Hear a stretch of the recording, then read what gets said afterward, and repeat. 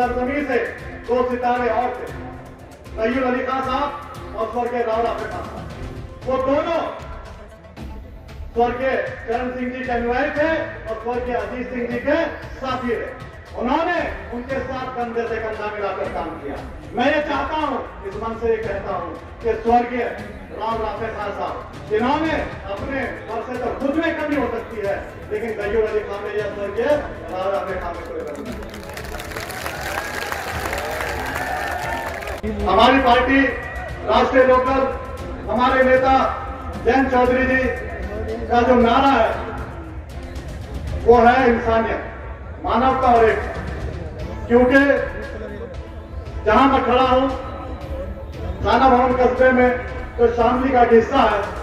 शामली में भी मोहन सिंह हो या फिर जामिन शहीद हो, दोनों ने, एक हिंदू हो या मुसलमान हो, सीना व सना और एक साथ कंधा मिलाकर 1857 की क्रांति में यहां से अंग्रेजों को भगा दिया। मैं इस मन से यही चाहता हूं कि हिंदू और मुसलमान आप लोग हमेशा गंगा यमुना तहजीब के एक हिस्सा रहे और हिंदू मुसलमान में इस मुल्क की आजादी में बराबर का हिस्सा रहे। हमारे प्रिय और सबके मसीहा स्वर्गीय चरण सिंह जी, जो किसान मसीहा कहे जाते हैं, उन्होंने अपने जीवन काल में जो भी काम किया किसान मजदूरों के लिए। हमारे स्वर्गीय अजीत सिंह जी, जो आज गन्ना मिल यहाँ थाना वन में लगा हुआ है, वो हमारे स्वर्गीय अजीत सिंह जी की थे। अगर वो मिलों के बीच की दूरी 25 किलोमीटर से घटाकर 15 ना करते तो शायद ये मिल स्थापित ना। आंदोलन को धार दी। और जो हमारे नेता हैं, राष्ट्रीय नेता जयंत चौधरी जी, अगर दलित के साथ कोई दुर्व्यवहार होता हो, दलित के साथ अगर कोई नाइंसाफी होती हो, किसान के साथ कोई नाइंसाफी होती हो, किसी आम आदमी के साथ कोई नाइंसाफी होती हो, तो एक आदमी है जो सबके लिए लाठी खाने का काम करता है, जिसका नाम जयंत चौधरी है। साथियों, मैं दोबारा आप लोगों से आग्रह करूंगा कि अपने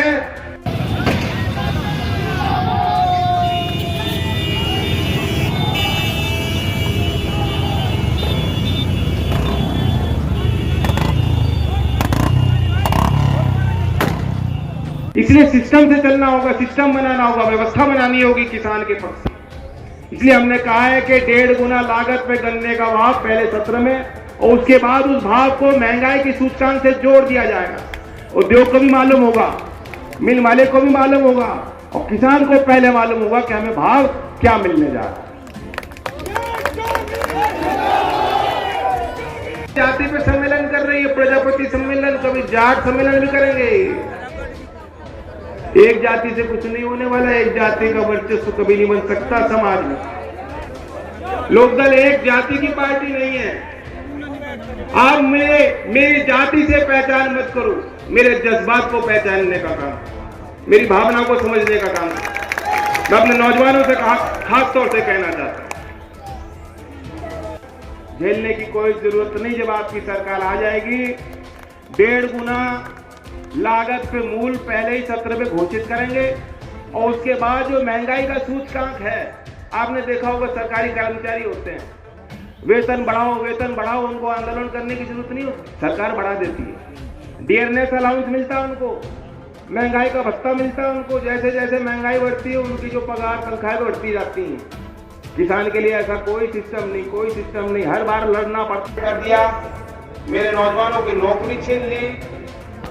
जिस व्यवस्था के चलते जिस जनपद के गन्ना मंत्री हैं, वे अपने क्षेत्र के किसानों के साथ भी न्याय नहीं कर पाते।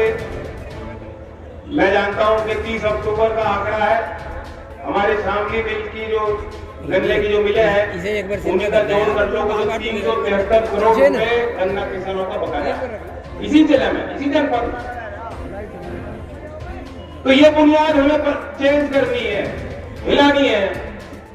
जो क्रूर शासक है, जो सोचते हैं कि जनता से मुंह मोड़ लो, चुनाव में दूसरे मुद्दे ले आओ, कभी पाकिस्तान, कभी तालिबान, कभी बाबर और अंग्रेज से लड़ना चाहते हैं।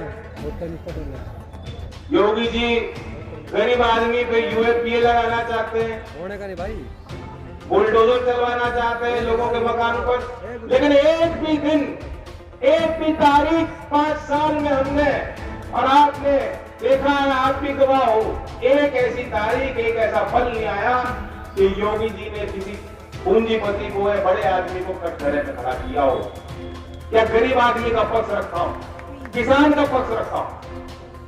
अगर योगी जी चाहते तो यहाँ जो गन्ना के कानून 24 साल के समय का बना था, जो मोदी जी ने उसको खत्म कर दिया, उस कानून में तो ये भी लिखा था कि कोई मिल मालिक अगर जो है भुगतान समय में नहीं करता बार बार, तो उसकी मिल भी सरकार अखबार कर सकती है। वह कानून उन्होंने खत्म कर दिया मोदी जी।